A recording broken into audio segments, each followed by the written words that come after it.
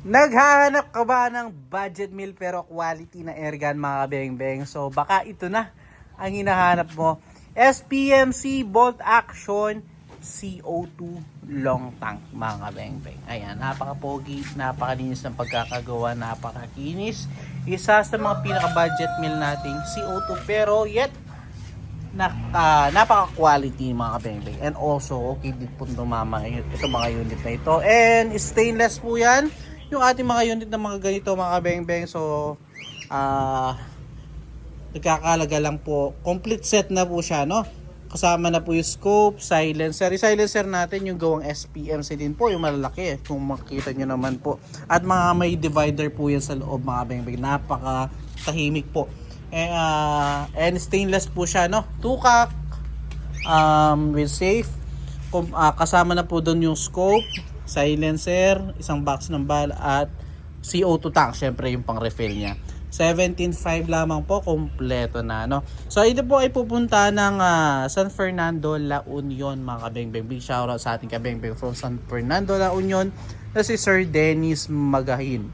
So Sir Dennis ng San Fernando, La Union, ito na po ang yung unit. Grouping test po natin mga kabeng-beng. Ang kanyang unit gamit ang mature pellets. So 75 lamang po, napaka-poging unit, di po ba? So ito, grouping test natin gamit ang mature pellets mga kabeng-beng. Ayan po yung ating steel plate. So subukan po natin. Ayan po. Ayan. First shot po tayo. First shot. Ayan. Safe. So yun, ganun lang po katahimik yung ating unit, no? So yung gumawa po ng ating silencer, sila din po yung may gawa ng ating unit. So yun, pellet to pellet, napakagandang tumama, sir. Pangatlo po. Grabe yun, sir.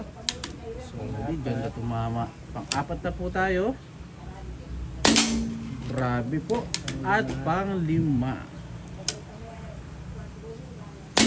So yun, sir, 5 shots, 5 out of 5. Napakaganda tumama, sir Dennis Magahin. So yan mga kabeng-beng, talaga dito sinusubukan natin, tinetest muna natin bago natin yan padala. Kaya maka-assure pa po kayo na okay po tumama bago talaga dumating sa inyo, ano? So yun, 5 shots, wala akong masabi, sir. 5 out of 5. Pinakamalit natin daliri, sir. Cover na cover itong ating groupings.